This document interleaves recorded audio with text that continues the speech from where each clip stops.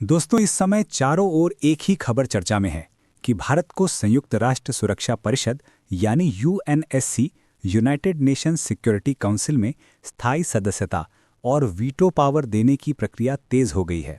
दावा किया जा रहा है कि लगभग 143 देशों ने भारत के पक्ष में समर्थन जताया है, जिससे ऐसा प्रतीत हो रहा है कि भारत का 70 वर्षों से चला आ रहा इंतजार अब समाप्ति की ओर है और भारत के हाथों में वीटो पावर की कमान आने वाली है।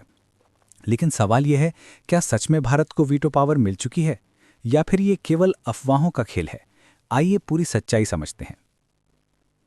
दोस्तों, ये सच है कि जो दावे किए जा रहे हैं उनकी आधिकारिक पुष्टि अभी तक नहीं हुई है, लेकिन इतना अवश्य स्पष्ट है कि भारत को स्थायी सदस्य बनाने को लेकर जिस प्रकार से माहौल और समर्थन बन रहा है, वो आने वाले समय में भारत की तकदीर बदल सकता है।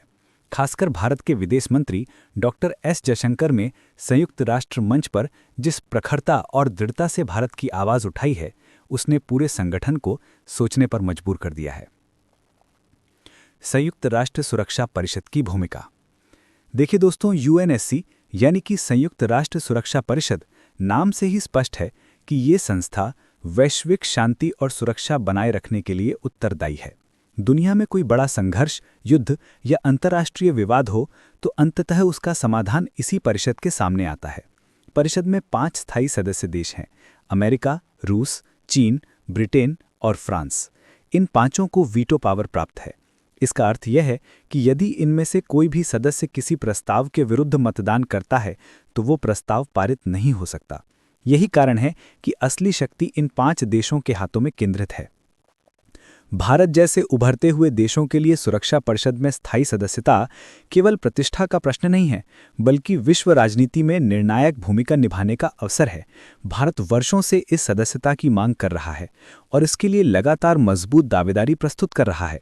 आज भारत दुनिया की सबसे बड़ी जनसंख्या और सबसे तेजी से बढ़ती हुई अर्थव्यवस्था वाला देश है। ऐसे में यदि कोई बड़ा वैश्विक निर्णय भारत की राय के बिना लिया जाता है तो उससे भारत को हानि पहुंच सकती है। अतीत में यह कई बार हो चुका है। ऐतिहासिक संदर्भ। सुरक्षा परिषद का गठन वर्ष 1945 में हुआ था। उस समय भारत ब्रिटिश उपनिवेश था।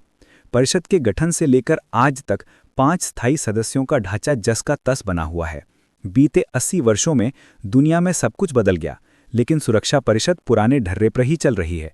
यही कारण है कि आज ना तो ये संस्था बड़ी युद्धों को रोक पाने में सफल हो रही है और ना ही किसी गंभीर वैश्विक संकट का समय पर समाधान कर पा रही है।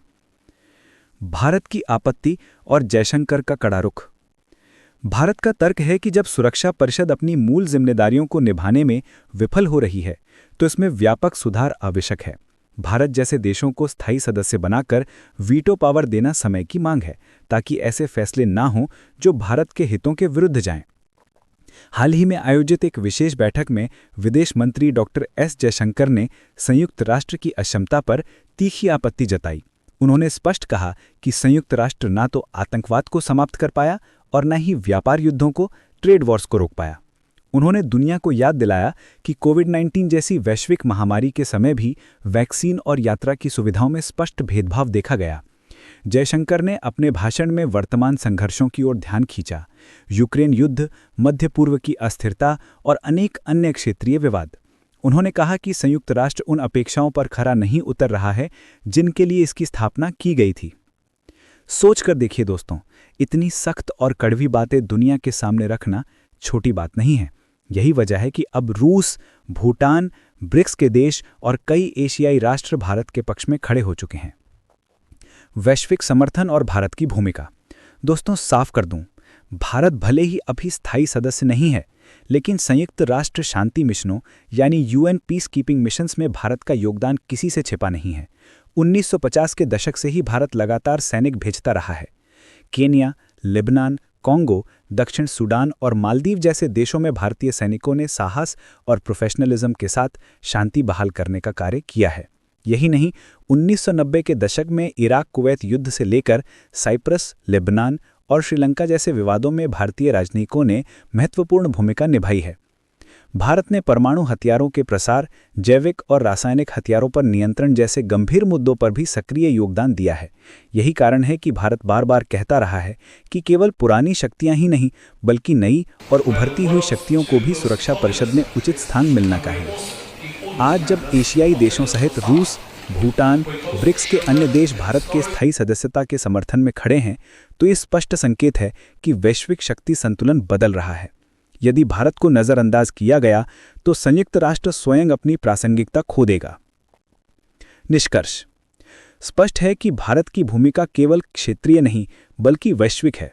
भारत के बिना आज का संयुक्त राष्ट्र अधूरा है।